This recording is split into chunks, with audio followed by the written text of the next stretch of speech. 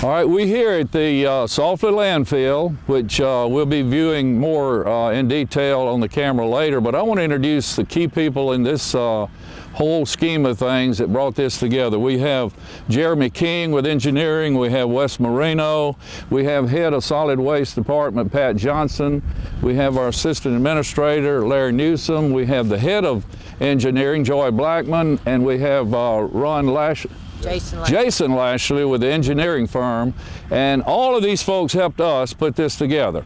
Now, this is something that when I came into office in 2008 was something that most of us said would never happen. The cost was going to be $10 million or more. We brought it down to $6 or $7 million by not lowering it as much as we had originally thought we would. But the key thing was several issues. It was, number one, public safety for the neighborhood. Folks out here, according to the health department, should not even be outside in their yards breathing air without masks on. And you had those calls, Joy, and all of us. We know that was going on. And Pat, you know what was going on because you were probably getting the calls. This was a private landfill at one time which received construction and debris materials, but during Ivan and after Ivan, the neighbors said that it was taking all kinds of stuff that shouldn't be here. Now, DEP regulates these, the county didn't. Later, the county passed an ordinance that said we'll regulate these. Correct. And so we watch them more closely now, but there was so much hazardous materials that was reported to have come in here that nobody knew about. So our county commission decided for the safety of the welfare of the citizens, we would haul most of that as much as we could feasibly possible out of here, carry it to our landfill at Beulah at the regular landfill out at Perdita River. Now that landfill is lined, all the leachate is collected, it's treated, and it's saved. This material, the leachate, was going right into the ground, right, Pat? That's correct. So what you were having here is the possibility of groundwater contamination. That was a serious issue.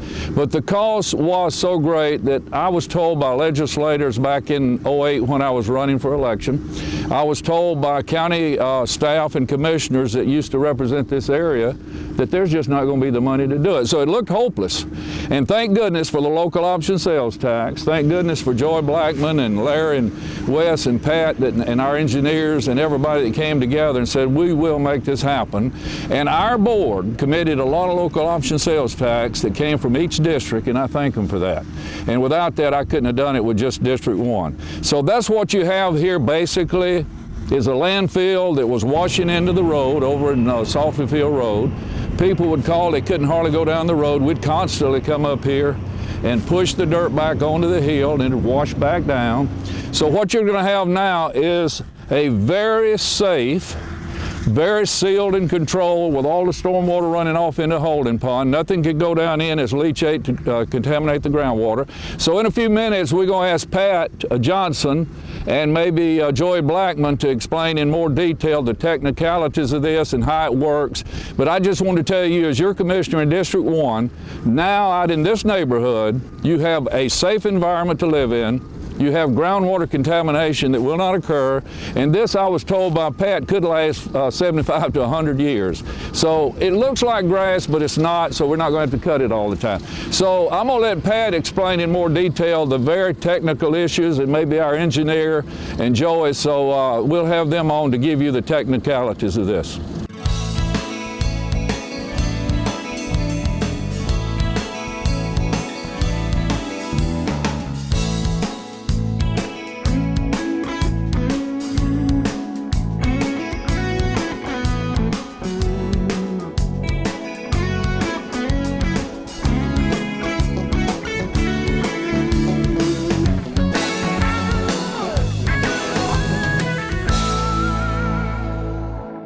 As most people are aware of Hurricane Ivan impact associated with this landfill.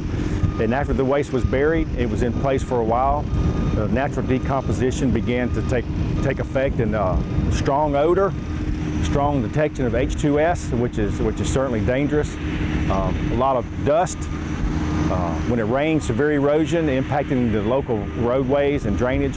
And it just became a bad public health and safety nuisance. Phone calls started ringing. Calling our office, commissioner's office. The state got involved, calling their office.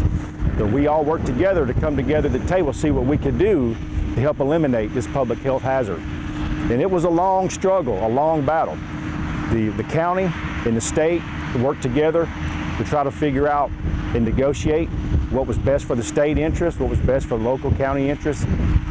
Commissioner Robertson got involved, Greg Evers got involved, things gained a little more horsepower.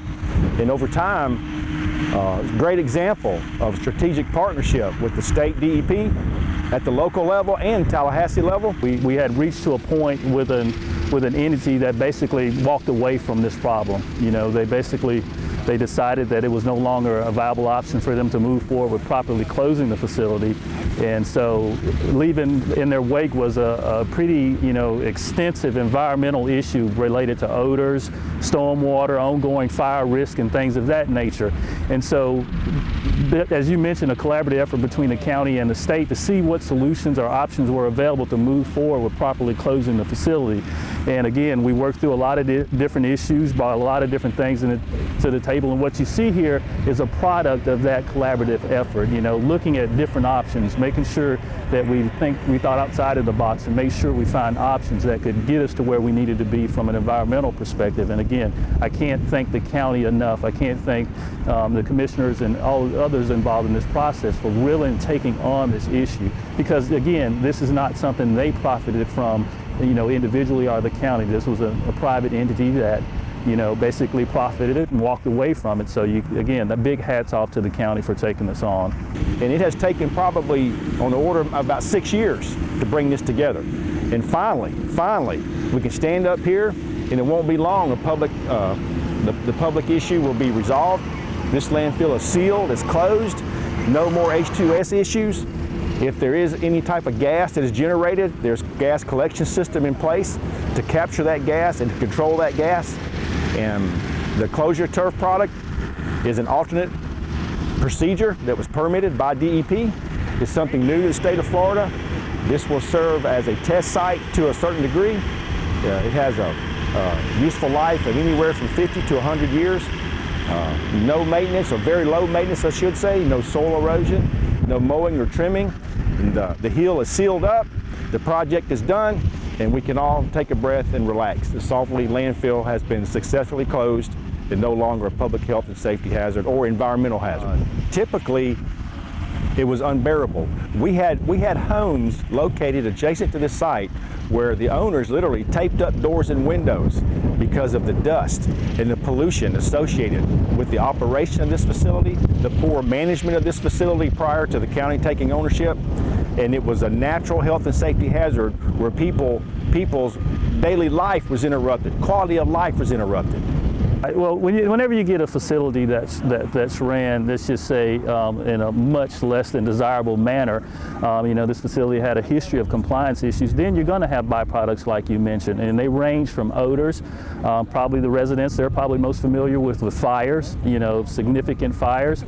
Then you also got the things that most folks don't see. You got the things that are happening underground. You've got, the contamination that's either leaving the site or, at risk of leaving the site. Well, you have the AstroTurf component, what appears to be AstroTurf, which is called closure turf, is actually a protective layer associated with a liner that's underneath this closure turf product. And that liner underneath is actually welded together, it's tucked in, and it actually seals this hill. No emissions can come out of this hill. No stormwater can penetrate this hill any longer. And the closure turf material will protect that. It will protect it for years to come. It has a thin sand drainage over it to slow down the flow of water, and we will periodically, on an annual basis, our department will come out and we will inspect this turf. We will inspect the sand associated with the turf, and we will perform any maintenance needed as far as any sand replacement that may be required. But a combination of the sand, the closure turf, and the liner safes up the hill.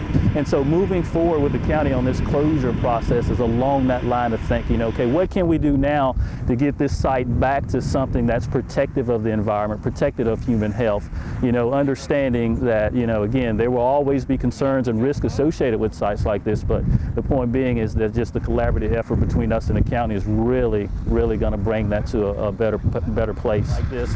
The maintenance on a traditional closure, which is, again, you're talking grass, you're talking dirt and soil, more of a natural approach to the closure process. Again, those do require an ongoing maintenance component because you're going to have rain that washes some of the grass and soil away. And once you do that, you get a fire risk and things of that nature.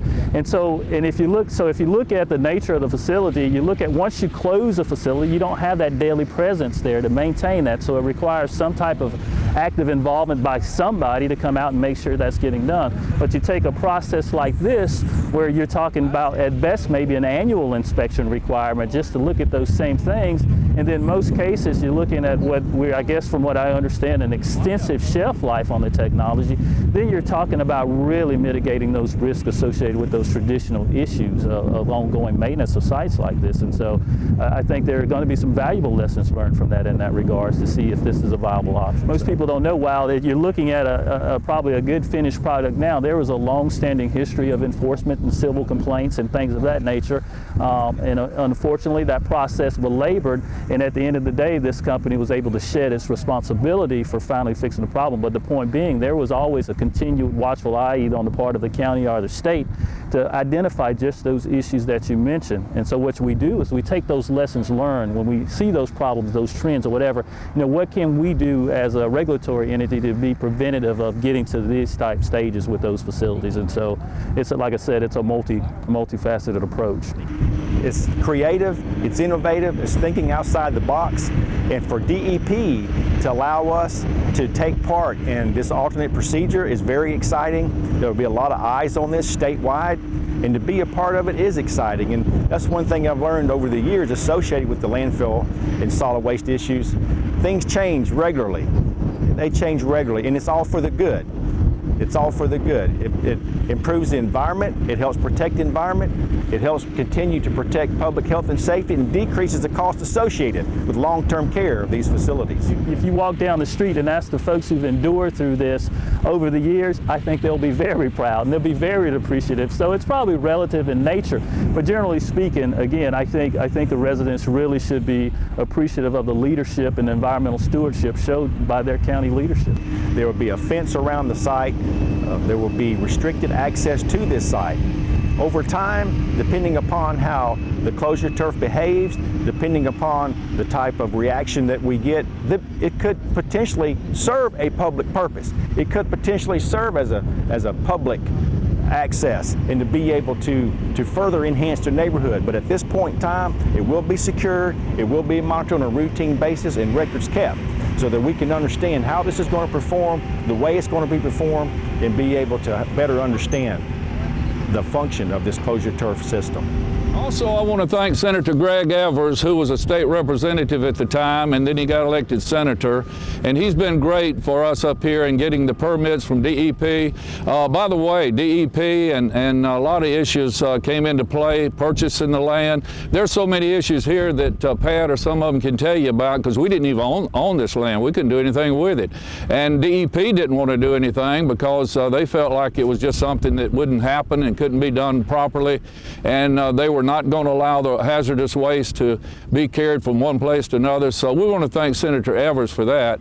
And also I want to thank everyone out there for watching this show, and I hope you'll tune in more and watch what goes on with your county commissioners. Thank you.